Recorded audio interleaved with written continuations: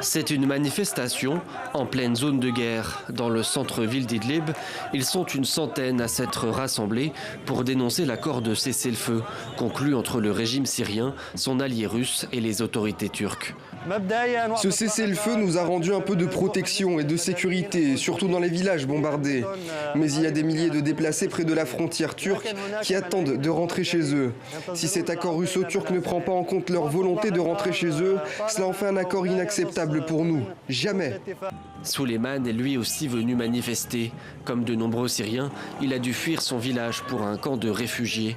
Il y a quelques jours, avec l'annonce du cessez-le-feu, Souleiman et sa famille pensaient pouvoir rentrer chez eux, mais c'était avant d'apprendre que leur maison, située près d'un axe stratégique, sera désormais sous contrôle du régime. Ils ont détruit les mosquées, les écoles, les hôpitaux, les maisons, mais aussi les boulangeries. Il ne reste rien que de la destruction. Alors comment pourrais-je croire qu'ils vont nous protéger?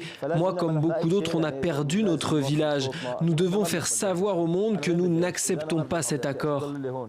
Depuis le mois de décembre, plus de 900 000 personnes ont dû fuir les bombardements.